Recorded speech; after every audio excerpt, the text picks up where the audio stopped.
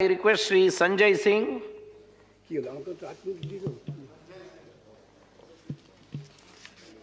धन्यवाद मान्यवर, आपने इस अति गंभीर विषय पे मुझे अपनी बात कहने का मौका दिया।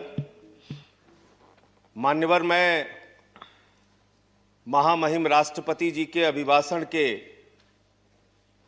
विरोध में अपनी बात कहने के लिए खड़ा हुआ हूं और मैं दुष्यंत कुमार की चंद पंक्तियों से अपनी बात शुरू करना चाहता हूं कि हो गई है पीर पर्वत सी पिघलनी चाहिए, हो गई है पीर पर्वत सी पिघलनी चाहिए, इस हिमालय से कोई गंगा निकलनी चाहिए और सिर्फ हंगामा खड़ा करना मेरा मकसद नहीं, मेरी कोशिश है कि ये सूरत बदलनी चाहिए। आज मुल्क में जो हालात है किसान के मान्यवर, आज क्या हालत कर दी गई है इस देश में। पिछले 76 दिनों से किसान आंदोलन पर है,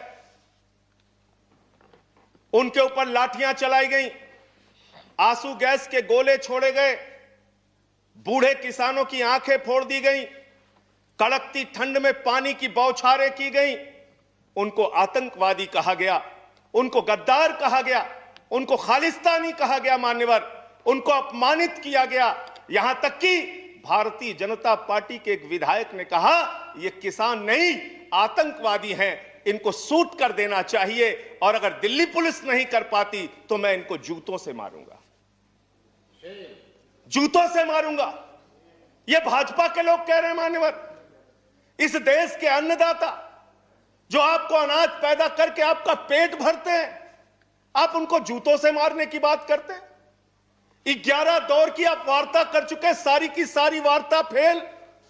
आप कहते हैं मैं एक फोन कॉल की दूरी पर हूं। मैं पूछना चाहता हूं क्या इस सरकार के पास कॉल करने के लिए 2 रुपए भी नहीं है? अरे 2 रुपए नहीं है तो हम लोगों से ले लो, लेकिन कॉल कर लो किसानों को, कॉल कर लो किसानों को। उनकी पीड़ा चरम पर पहुंच चुकी है मान्यवर। 165 किसानों ने अब तक अपनी शहादत दी है। आप जाइए गाजीपुर बॉर्डर पे, वहां पे 97 साल के इलम सिंह आपको मिलेंगे। उनके 2 बेटे फौज में हैं, रो रो के कहते हैं मुझे इस उम्र में उग्रवादी कहा जा रहा है, नक्सलवादी कहा जा रहा है। उनकी पीड़ा है मान्यवर। आप जाइए टीकरी बॉर्डर पे, आप जाइए सिंगू बॉर्डर पे, पीड़ा के साथ वो लोग कहते हैं शहीद आजम भगत सिंह के वंशजों को, शहीद लाला लाजपत राय के वंशजों को, जलियांवाला बाग कांड में शहादत देने वालों के वंशजों को आप खालिस्तानी कह रहे हैं, आतंकवादी कह रहे हैं, उनको अपमानित करने का काम कर रहे हैं। मैं आपसे पूछना चाहता हूं क्या दुश्मनी है आपकी इन अन्नदाताओं से? चलिए सब कुछ कर लिया आपने, अब तो कम से कम उनके ऊपर दया कीजिए और ये तीनों काला कानून वापस लेना ही पड़ेगा, आपको लेना चाहिए। अब आपने जुल्म की इंतहा कर दी है। आप चले जाइए गाजीपुर बॉर्डर पे मान्यवर, कटीले तार, बड़े बड़े कीले गाड़ दी गई हैं, 12-12 इंच की कीले सड़कों पे गाड़ दी गई हैं। देखकर ऐसा लगता है कि दुश्मन देश की सेना आने वाली है। ऐसी स्थितियां दो परिस्थितियों में जन्म लेती हैं मान्यवर। जब देश का शासक अपनी जनता से डरने लगता है तो ऐसी सीमाएं बेड़ियां बनवाता है, या देश की जनता को शत्रु समझने लगता है तब ऐसी बेड़ियां लगवाता है। यह हो रहा है मान्यवर। आज इनके जुर्म के कारण हिंदुस्तान के महान किसान नेता बाबा महेंद्र सिंह टिकैत के बेटे राकेश टिकैत को रोना पड़ा और यह कहना पड़ा कि भाजपा के लोग घेर कर हमें लाठियों से पीटना चाहते हैं। ये आप करा रहे हैं, ये आप करा रहे हैं। आप डेमोक्रेसी की बात यहां पर करते हैं, आप आजादी की बात यहां पर करते हैं। आपने इस देश की हालत यह बना रखी है कि राजदीप सरदेसाई जैसे वरिष्ठ पत्रकार के ऊपर आपने मुकदमे दर्ज करके पत्रकारिता को भी दबाने और उसको कुचलने का काम किया। हर तरफ जुल्म, हर तरफ एफआईआर, हर तरफ मुकदमे। जो पानी पहुंचा रहा है उस पे मुकदमा, जो डीजल दे रहा है उस पे मुकदमा, जो खाने का इंतजाम कर रहा है उस पे मुकदमा। एनआईए लगा दो, सीबीआई लगा दो, पुलिस लगा दो, जांच लगा दो। अरे वो आपके देश के नागरिक हैं। आप कहते हैं किसानों को यह बिल समझ में नहीं आया, हम बड़े समझदार हैं, आइए हम आपको किसानी बिल समझ आएंगे। मान्यवर, इनकी समस्या यह नहीं कि किसानों को यह बिल समझ में नहीं आया, इनकी समस्या यह है कि किसानों को यह बिल समझ में आ गया है और अब ये तीनों काला कानून वापस चाहते हैं किसान। आप बड़े अक्लमंद समझते हैं अपने आप को। अरे किसान को इतना मूर्ख मत समझिए भाजपा के लोगों, वो बिगड़ैल बैल की नाक में नकेल डालते हैं, आपकी सरकार के नाक में भी नकेल डाल देंगे, चिंता मत कीजिए। मैं आज सुन रहा था मान्यवर, मुझे बड़ा आश्चर्य हुआ। सारी की सारी भारतीय जनता पार्टी की सांसद जितने भी नेता बोल रहे थे, कह रहे हैं कांग्रेस पार्टी ने 2019 के घोषणा पत्र में इसको लिखा था, यह बिल तो कांग्रेस पास करना चाहती थी। जीएसटी की बात करो, यह बिल तो कांग्रेस करना चाहती थी, हम इसलिए इसको कर रहे हैं। लेकिन वो सांसद यह बताना भूल गए कि जब यह बिल कांग्रेस लेकर आई थी तो उस समय स्वर्गीय अरुण जेटली जी ने और स्वर्गीय सुषमा स्वराज जी ने उस समय बिल का विरोध किया था।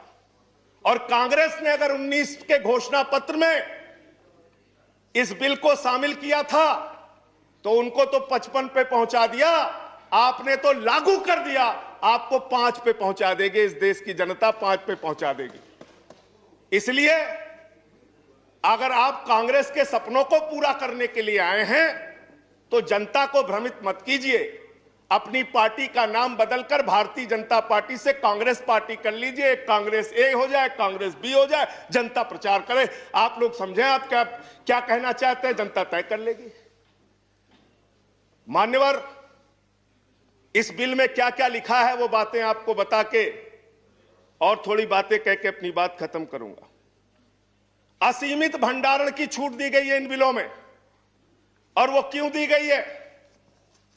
2 साल से अडानी का 100 एकड़ जमीन का लैंड यूज चेंज करने की एप्लीकेशन हरियाणा सरकार के पास पेंडिंग थी, लेकिन 7 मई को जब पूरे देश में लॉकडाउन लगा था, उस समय उस लैंड यूज को चेंज करके 100 एकड़ जमीन पर अडानी को भंडारण कोल्ड स्टोरेज बनाने की छूट दी गई और 5 जून को ऑर्डिनेंस के जरिए असीमित भंडारण और कोल्ड स्टोरेज बनाने की छूट दी गई। तो ये बिल किसानों के लिए नहीं लाया गया, अपने 4 पूंजीपति मित्रों के लिए यह सरकार ये काला कानून लेकर आई है।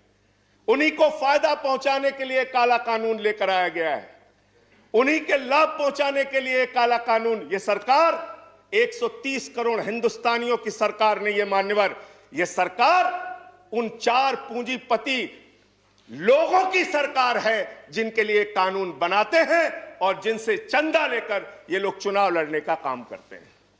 यह उनके लिए बनाई गई है मान्यवर। इस सरकार में कहा गया दिल्ली के मुख्यमंत्री के बारे में कि किसानों का साथ दे रहे हैं, किसानों का साथ दे रहे हैं। मैं पूरी जिम्मेदारी के साथ कहना चाहता हूं सदन के अंदर, दिल्ली के मुख्यमंत्री अरविंद केजरीवाल, आम आदमी पार्टी किसानों का साथ दे रही थी, देती रहेगी। और आपने हमसे 9 स्टेडियम मांगा जेल बनाने के लिए, केजरीवाल जी ने इनकार किया। हम वहां पानी का इंतजाम कर रहे हैं, आप पानी का इंतजाम रोक रहे हैं। हम वहां शौचालय का इंतजाम कर रहे हैं, आप वहां शौचालय का इंतजाम रोक रहे हैं। आप वहां पर लोगों को पानी, खाना, शौचालय इस तक पर प्रतिबंध लगाना चाहते हैं। इंटरनेट, वो दुश्मन देश के नागरिक है क्या? उनके साथ इस तरह का व्यवहार आप कर रहे हैं। एक माहौल बनाया गया 26 जनवरी को, लाल किले पे हमला, लाल किले पे हमला। 7 रूट पे किसान ट्रैक्टर रैली लेके निकला मान्यवर, तिरंगा रैली लेके निकला, और 7 रूट पर कहीं किसान ने कोई उपद्रव नहीं किया, कोई हिंसा नहीं की। जो लाल किले पे लोग आए थे वो भारतीय जनता पार्टी के लोग थे जिन्होंने लाल किले पे हमला किया, जिन्होंने लाल किले पर तिरंगे का अपमान किया। और वो दीप सिद्धू जो भाजपा का नेता है, उसकी फोटो प्रधानमंत्री के साथ है, देश के गृह मंत्री के साथ है। भारतीय जनता पार्टी को इसका जवाब देना चाहिए कि भाजपा के नेताओं ने लाल किले का अपमान क्यों किया, तिरंगे का अपमान क्यों किया। मैं ये कहना चाहता हूं मान्यवर, आज वो दीप सिद्धू संजय जी कंक्लूड भागा फिर कीजिए। रहा। सर सबको समय मिला, मुझे भी थोड़ा समय दीजिए। I have given sufficient time. सबको समय दिया, मुझे भी समय नो दीजिए। नो नो 10 मिनट देगी। सर 10 मिनट दिया मान्यवर, मैं। मान्यवर दीप सिद्धू भाजपा का नेता वो फरार है जिसने लाल किले पे हमला किया, जिसने तिरंगे का अपमान किया। अपनी घिनौनी राजनीति के चक्कर में ये लोग कहां तक जा सकते हैं, इसका सच है ये जो सामने आया है। आप एमएसपी देने की बात कहते हैं, आप कहते हैं हम इस देश के किसान को एमएसपी देंगे। बड़ी अजीब बात है मान्यवर, इस देश के किसान को एमएसपी देने के नाम पर क्या कर रहे हैं ये। मैं उत्तर प्रदेश की खबर बता रहा हूं। 10 धान के क्रय केंद्रों पर 10 अधिकारियों के खिलाफ एफआईआर हुई क्योंकि क्रय केंद्र में खरीद में एमएसपी में गड़बड़ी की गई। इसी तरीके से 1 रुपए किलो गोभी बिक रही थी तो किसान ने अपनी गोभी पे ट्रैक्टर चला दिया। उत्तर प्रदेश की खबर। बरेली के अंदर उत्तर प्रदेश में 3 करोड़ की धान खरीद हो गई कागजों पे, किसान का पता तक नहीं है। तो डेरेक ओब्रायन साहब, जो यूपी में खरीद हुई है वो भूतों की खरीद हुई है, किसान का पता नहीं, नाम दर्ज करके खरीद हो गई। 4 साल में गन्ना किसानों पे मात्र 10 रुपए इन्होंने बढ़ाया है उत्तर प्रदेश के अंदर, मात्र 10 रुपए मान्यवर। तो इसलिए ना आप एमएसपी देना चाहते हो, ना किसान को उसके फसल का दाम देना चाहते हो।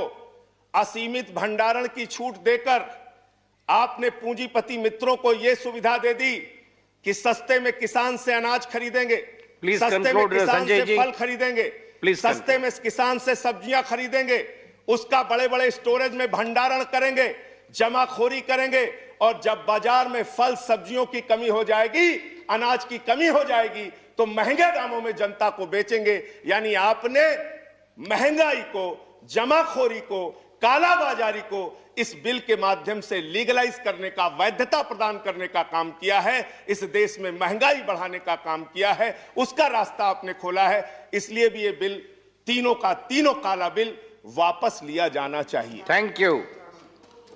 अंत में थैंक यू। अंत में एक बजट आपने पेश किया मानोर, बस खत्म करके अपनी बात को खत्म करूंगा उन्हीं बातों को। No please please conclude. Sir budget इन्होंने पेश किया है, I have to given. Budget के ऊपर और खरीद के ऊपर मैं लास्ट मिनट जो इनका बजट है चंद लाइनों में उसको कह के अपनी बात को खत्म करूंगा कि धरा बेच देंगे, गगन बेच देंगे।